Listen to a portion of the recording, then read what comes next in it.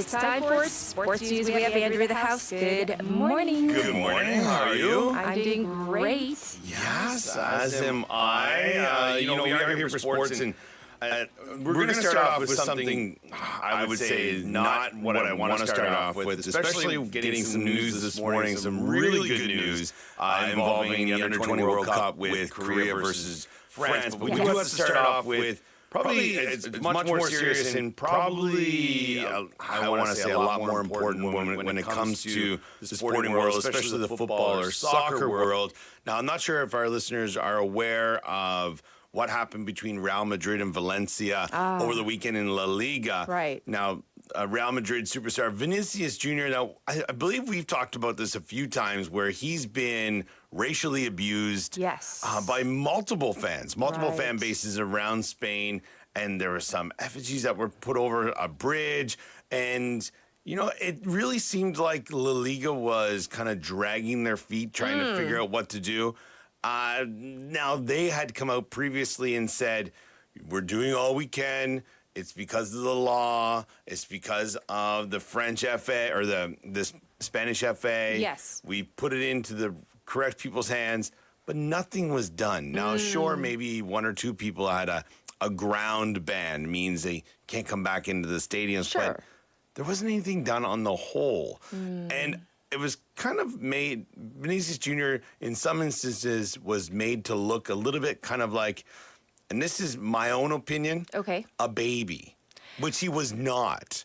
He was really, really racially abused. Yeah, so what happened in this game here, it was Real Madrid's 1-0 loss to Valencia. The game had been stopped during the second half for 10 minutes as a visibly angry 22-year-old, he's only 22 years old, the Brazilian, grabbed the referee and pointed towards fans who he had felt abused him. Now, over the loudspeaker, it did say, don't do this. It also said, don't throw things onto the pitch. So it was kind of a little bit confusing on what they were trying to tell these people to not do. Okay. All right. So, and it was one entire section, apparently, that were shouting racial chants at him, making animal noises and these kind of things. Now, we're going to get to a clip, and this is essentially the translation from, I believe he was speaking Spanish, to English. It is strong, and again, these are the opinions of the player, but let's listen to this clip. This is what Vinicius Jr. then posted on his Twitter account. It wasn't the first time, nor the second, nor the third. Racism is normal in La Liga. The competition thinks it's normal. The federation does too, and the opponents encourage it. I'm so sorry. The championship that once belonged to Ronaldinho, Ronaldo, Cristiano and Messi today belongs to racists. Strong words. Right. So I don't know if it was in Portuguese or Spanish, but anyhow, right. I mean, this, like you said, it's not the first time. It's, but I don't know. He gets the brunt of it, in my opinion, these days, compared to other athletes. I mean, Son Heung-min also, gets it too. 100%. Right. But I mean, he really gets a lot of abuse. I feel in England, it's gotten better. I mean, it's definitely, it's not gone. It's not gone, and it's unacceptable. But it's also, I think it's policed a little bit better by the other fans as well. I agree. Where in Spain and also in Italy, they've had major issues. But I feel also since Vinicius Jr. came out and complained about this, people have gone on him more. Which is, it's really, really hard to say. I don't understand it. I mean, for people to complain and say, stop complaining about being racially, abused. I don't understand. I don't get it. No, not at all. Right.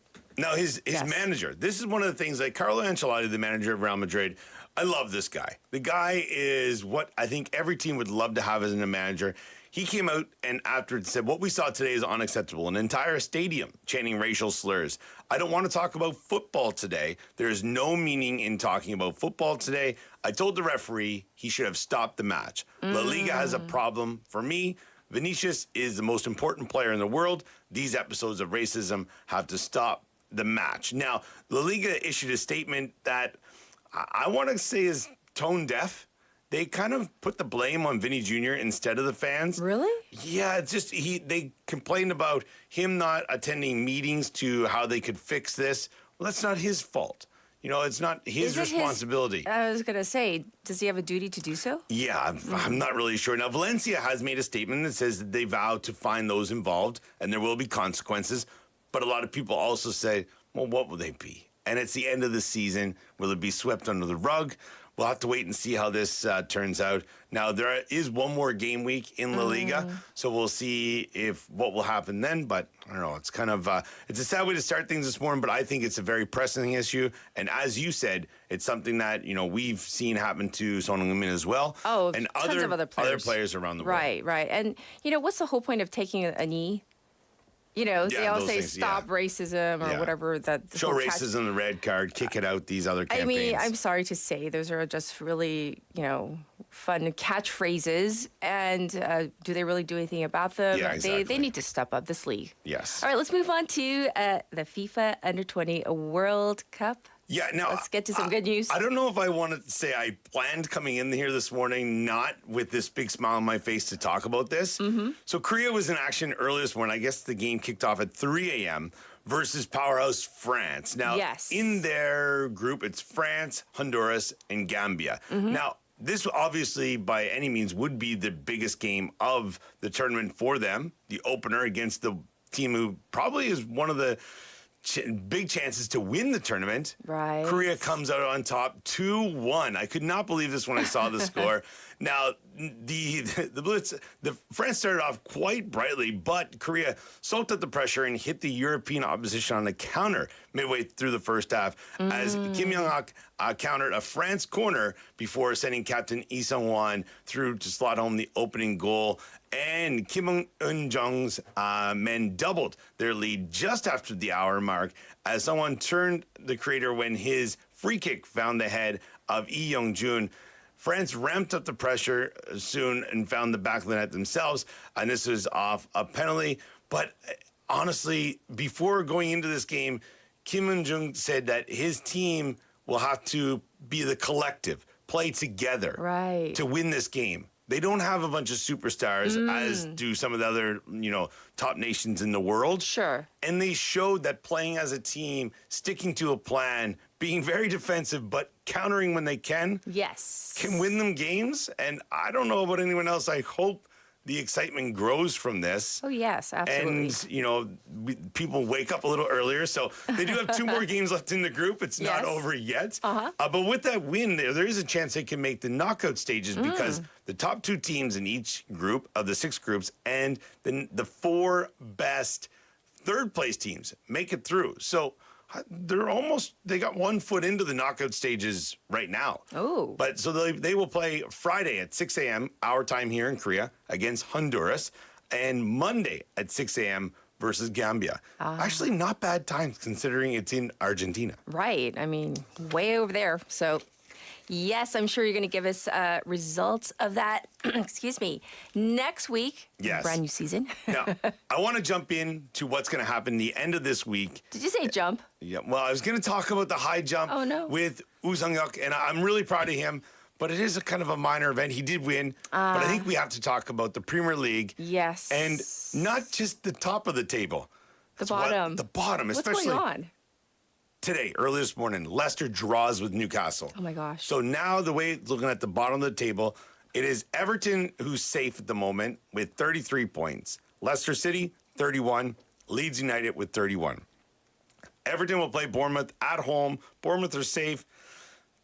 If they win, everything's done. But if they can only, manage a point, or if they lose, Leicester City who take on West Ham, and Leeds, who take on Tottenham, have a shot.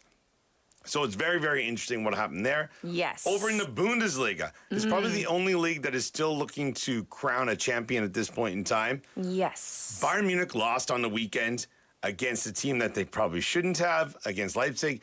And Dortmund, they also won. So now Dortmund are ahead 70 points to Bayern 68 with 1 match left.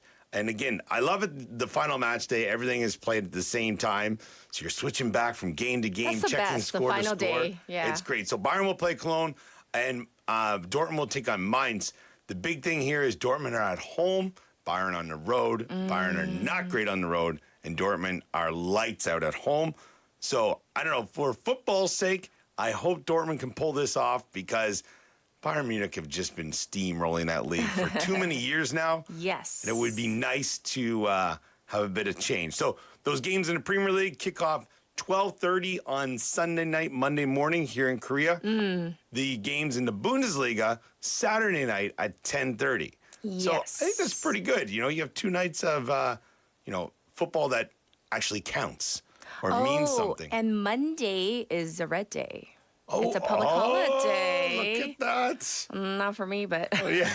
for the rest of you. For some people it is, you know. Yes, yes. Us people have to work every day. It's all right. Yeah, so sorry, Usung, that we had to jump over your story, but for time purposes, we had to get in the rest of it. But yeah, good luck to Korea. And I'm sure next week when I'm back here, I'll hopefully have some good news. Hopefully. Yes. We're going to call it a wrap for today and this season of Sports News with you, Andrew. Thank you so much, and we'll check in with you next season. Have a good one. Bye-bye. All right, I'll be back in a moment.